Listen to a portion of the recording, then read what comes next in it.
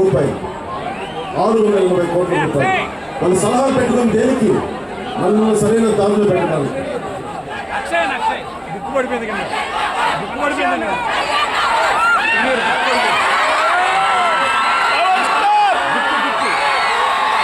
మీరు ఆలోచించాలి.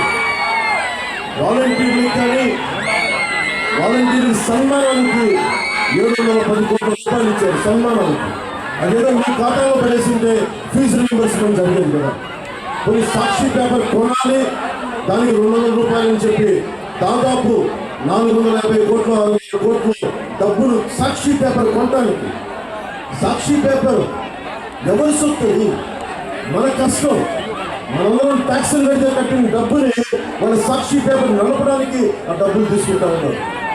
భవన నిర్మాణ కార్మికుల సంక్షేమ నిధి నుంచి మనందరం ఇల్లు పెడితే 1% సెస్ కడతాం, ట్యాక్స్ కడతాం.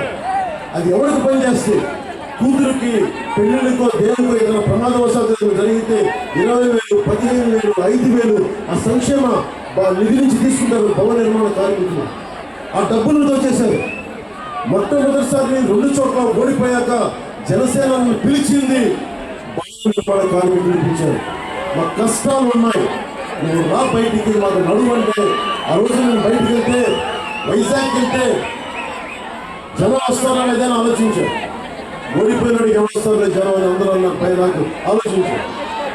నాకు తెలియదు కదా మీ గుండెలంత ప్రేమ ఉంటుంది. నేను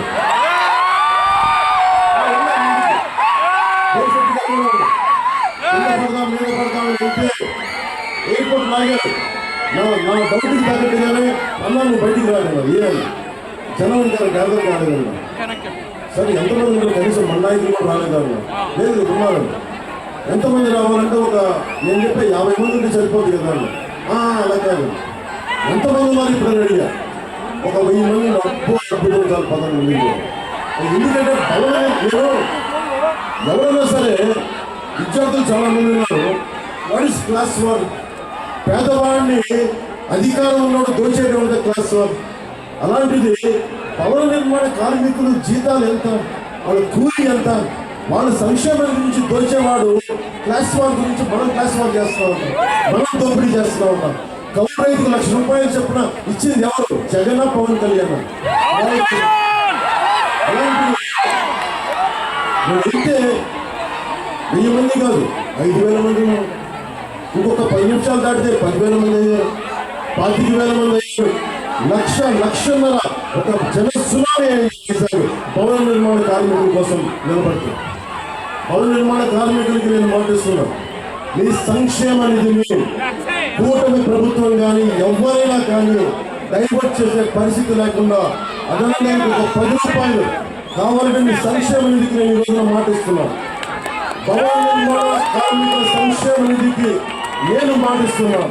ఫస్ట్ కానీ ఎవరు తీసుకోవడానికి లేదు. నేను ఈ రోజున తాడేపల్లి కూడా సభలో చెప్తున్నాను, భవన నిర్మాణ కార్మికుల సంక్షేమ నిధికి నేను 1 కోటి రూపాయలు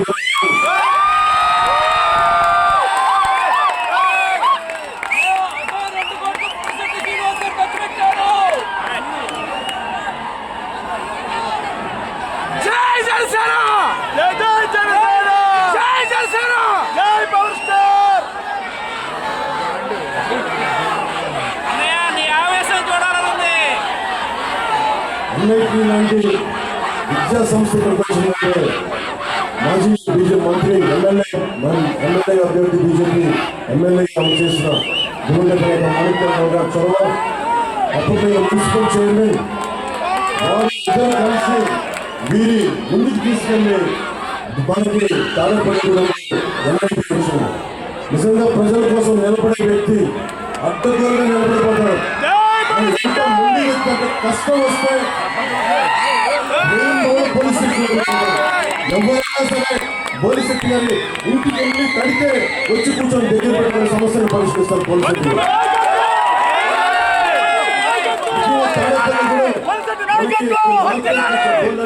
నిత్యావసర వస్తువులు రవాణా రంగం ఉంది. రవాణా రంగంలో ఉన్న వారందరికీ నేను మాటిస్తున్నాను, పక్క రాష్ట్రాలతో మాట్లాడి కానీ అందరితో మాట్లాడి గ్రీన్ ట్యాక్స్ కానీ తగ్గించే మాటిస్తున్నాం. ఈ ప్రతి రవాణా రంగం తాలూకు కష్టాలు నాకు మనకి ఎక్కువ మంది ఉన్న రవాణా కార్మికులు, రవాణా సంఘం సంబంధించిన వారు, అలాగే వ్యాపారం ఎక్కువ ఉంది, హైవేకి దగ్గరలో ఉంది. దీన్ని ఒక మార్కెట్కి అనుకూలంగా ఉండే, నేషనల్ మార్కెట్కి అనుకూలంగా ఉండే ఒక మార్కెట్ హబ్గా, పల్సెస్ కి మార్కెట్ హబ్గా తాడేపల్లి కూడా మేము తయారు చేస్తాం.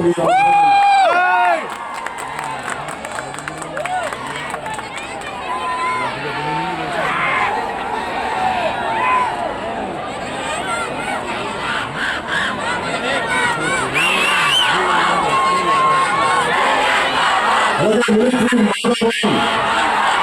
తాడేపల్లిగూడెం పేరే ఒకప్పుడు ఎయిర్పోర్ట్ ఉంది ఇక్కడ. ఆ ఎయిర్పోర్ట్ లో భూములు కూడా నిజంగా చాలా మంది అడుగుతా ఉన్నారు. కొంత అన్యక్రాంతం అయిపోయి కానీ కొన్ని రెగ్యులరైజ్ చేయమంటా ఉన్నారు. ఖచ్చితంగా దాన్ని నేను పరిశీలన చేసి కూటమి ప్రభుత్వం రాసి దానికి ఒక పరిష్కార మార్గం వెతుకుతాం. అలాగే 3,000 మంది మిలిటరీ ఉన్నారు. మిలిటరీ మాధవ తాడేపల్లిగూడెంలో మీ అందరి అభ్యర్థులు కూడా మన దగ్గరకు వచ్చింది. క్యాంటీన్ కావాలని ప్రధానమంత్రి గారితో మాట్లాడాలి. మనకి శ్రీనివాస్ వర్మ గారు, భూపతి శ్రీనివాస్ వర్మ గారు, మీకు క్యాంటీన్ ఏర్పాటు చేసే బాధ్యత శ్రీనివాస్ వర్మ గారు, భోజన గారు, నేను జనసేన మీకు నిజంగా కేంద్ర ప్రభుత్వం కనుక జరిగితే నేను మాటిస్తున్నాను. 3,000 మిలిటరీ కార్మికులకు మాటిస్తున్నాను. అక్షయ ఫౌండేషన్ తీసుకొచ్చి నేను మీకు అవసరమైన క్యాంటీన్ ఏర్పాటు చేస్తాను.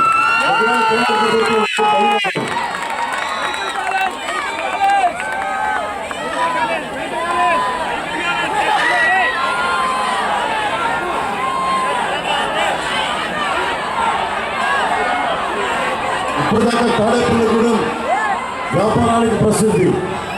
మోడీ గారి దయ వల్ల ఎన్ఐటి వచ్చింది ఇక్కడికి.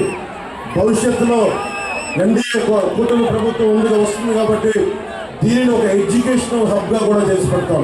ఇక్కడ నిజంగా చెప్తున్నా, యువతకి స్కిల్ డెవలప్మెంట్ సెంటర్స్ కానీ ప్రతి సభలో చెప్తా ఉన్నాను. ఈ గుండెల్లో జ్యోతి కలిగించండి. ప్రతి సత్యనారాయణ గారు ఆ జ్యోతిలో ధరించిపోవాలి, ఆయన అవినీతి ధరించిపోవాలి. అదే కదా, ఒక దొంగ వస్తున్నాడమ్మా వైసీపీ ముఖ్యమంత్రి ఇంకోసారి రావడానికి.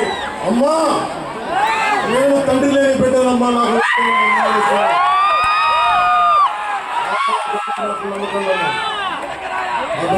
నమ్మకం. ప్రతిసారి కూర్చొని ఎవరో ఒకరు చచ్చిపోవాలమ్మా బిడ్డ అధికారంలోకి రావాలంటే. ఎంతసేపు మనం ఏదైనా సరే చెడగొట్టడం, కూలగొట్టడం, చచ్చిపోవడం తప్ప బతికించే గుణమే లేదేమో మనిషికి. ఏదైనా మాట్లాడితే తండ్రి లేని బిడ్డ అని సాగుపడుతూ ఉంటుంది. నాకు కూడా తండ్రి లేడమ్మా, మరి ఏం చేస్తాం? తండ్రి లేని బిడ్డ అని చెప్పి మమ్మల్ని పొడిచే అధికారం శక్తిస్తామా మనం?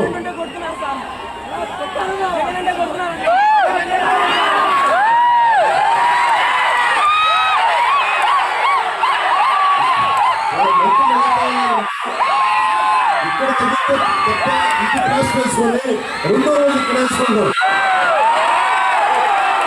ప్రతి ఎన్నికలకి అంటారు, ఇంట్లో మర్డర్ అయిపోతే చంపేస్తారు, మళ్ళీ ఇంట్లో మీద తోస్తాడు. ఈరోజు కూర్చోబెట్టి మళ్ళీ ఎవరో రాయి కొట్టారు గురకరాయి. అర్థం కాదు, ముఖ్యమంత్రికి తగిలితేనే దెబ్బ, జగన్కి తగిలితేనే దెబ్బ. సగటు భవన నిర్మాణ కార్మికులు ఆకలితో మలలాడి 39 మంది పైగా చనిపోయారు. ఆకలికి వాళ్ళు ఎవరికి చెప్పుకున్నారు? భవన నిర్మాణ కార్మికులు ప్రాణం కంటే గురకరాయి దెబ్బ ఎక్కువ అనేది. మన పిల్లల సభలో చెప్పారు, అమర్నాథ్ అని గౌడ కులానికి చెందిన 15 ఏళ్ళ కులవాడు. నాకు నిజంగా కులం చెప్పడం ఇష్టం లేదు. మానవ హక్కుల ప్రకారం ఎవరికి దెబ్బ తగిలినా, ఎవరికి జరిగినా తప్పు తప్పే, ప్రాణం పోవడం ప్రాణమే. నేను మానవ హక్కులు చాలా బలంగా నమ్ముతాను. కానీ ఎవరైతే చంపారో వాళ్ళ అబ్బాయిని పెట్రోల్ వేసి కాల్ చేశారో మళ్ళీ వాడు వారం రోజులు 15 రోజులు తిరగకముందే రోడ్ల మీదకి వచ్చేసారు. రోడ్ల మీదకి వచ్చేసి తిరుగుతా ఉన్నారు. తూర్పుగోదావరి జిల్లాలో పత్తిపాడు నియోజకవర్గంలో పక్కన ఉన్న ఎమ్మెల్సీ తన దగ్గర పనిచేసే ఒక దళిత డ్రైవర్ని చంపేసి ఇంటికెళ్ళి డోర్ డెలివరీ చేశాడు.